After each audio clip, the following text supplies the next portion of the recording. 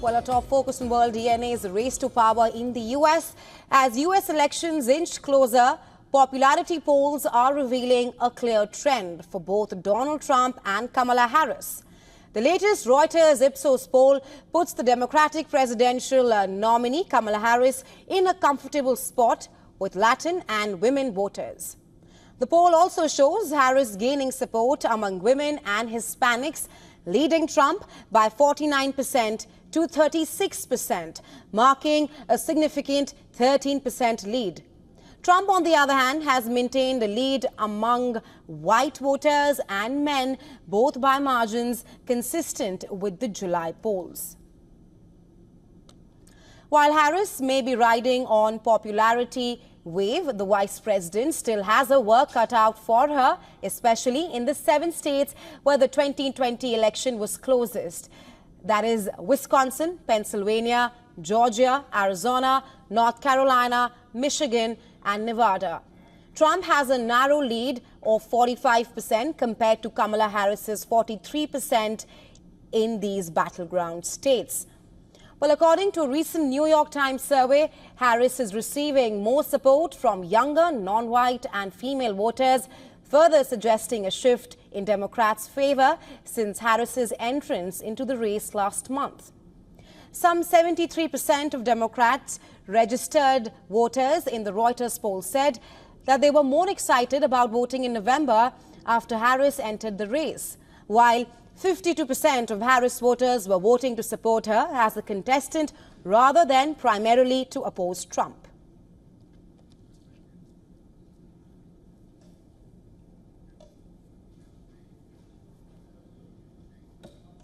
Well, for more on this, we're now being joined by James Adams. He is a professor of political science at the University of California at Davis, and he's joining us live from California. Welcome to World DNA. I want to first start by asking you that, how do you assess Harris's interview debut with CNN, which just took place yesterday, where she outlined her policies, and how the debut interview impacts her popularity, and if she was able to convince the undecided voters now that the latest poll numbers suggest that Harris has surged past Trump?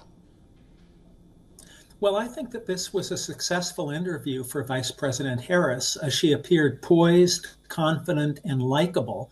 She didn't make any major mistakes. So to the extent that this interview was a major test for her, I think she passed the test. And I think that the way that she presented herself will probably be appealing to many undecided voters. So my guess is that today Vice President Harris is very happy with the way that the interview went last night, and that her campaign is also very happy with it.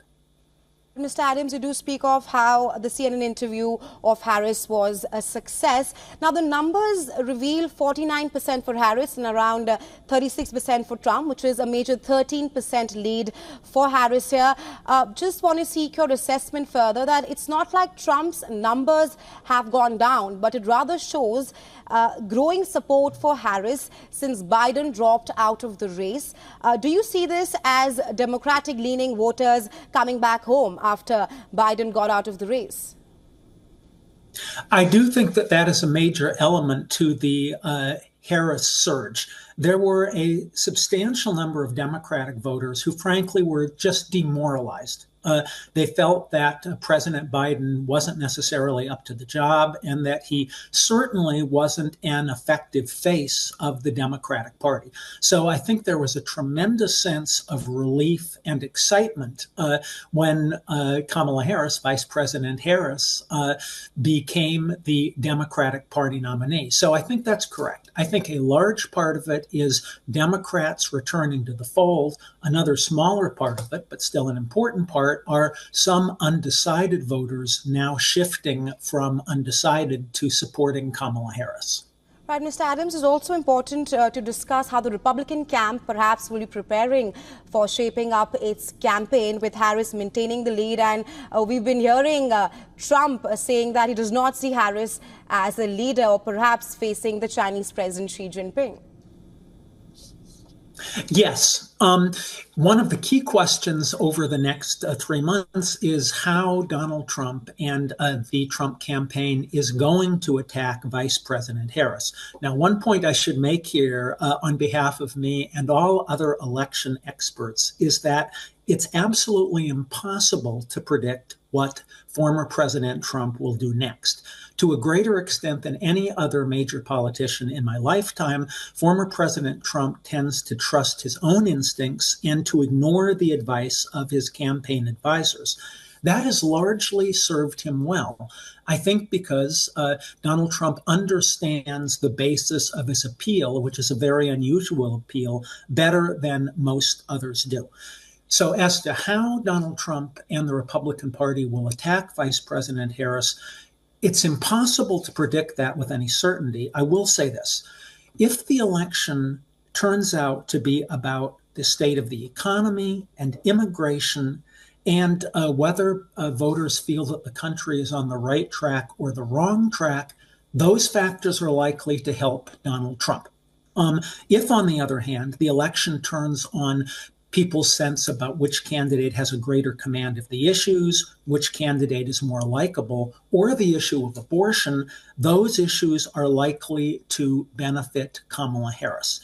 So in a logical universe, one would expect that a former President Trump would talk a great deal about the economy and about immigration and about the sense that America is on the wrong track. As I've mentioned, however, Donald Trump is very unpredictable about exactly what he will do. So while his experts are likely advising him to use the strategy that I've just outlined, I wouldn't bet anything that I'm afraid to lose that that is the way that President Trump will actually attack Vice President Harris during the next 7 weeks. Mr. Adams, do speak of the policies outlined by Ms. Harris.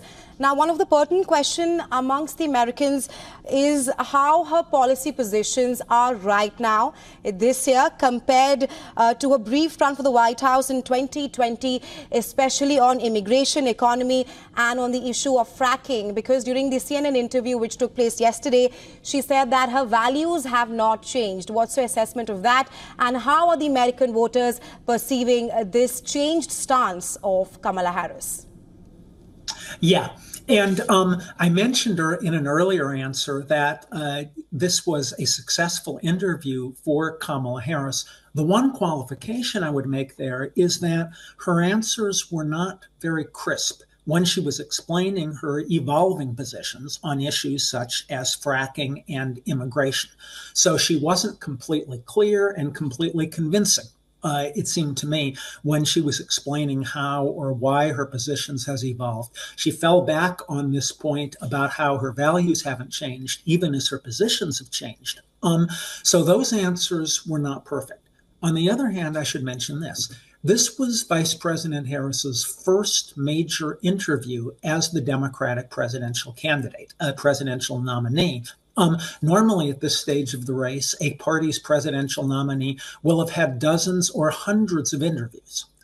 And so for that reason, while Vice President Harris's answers about these questions were not terribly clear, it was only her first interview answering these questions on a national stage. I expect that she will provide crisper answers going forward. I should also mention that this issue about a candidate's positions evolving is one that all politicians confront. Indeed, just today, former President Trump has been confronting some difficulty over his position on abortion. There is a proposition on the Florida ballot that has to do with the length of time or the term when it will be legal for a woman to get an abortion. Former President Trump made some statements yesterday that indicated that he was going to take one position on this proposition, but now today he's backtracked and indicated he's going to take a different position. So this issue about candidates' positions evolving is one that both Vice President Harris and former President Trump are likely to confront. Right, Mr. Adams, thank you so much for joining us in World DNA with your insights. Thank you.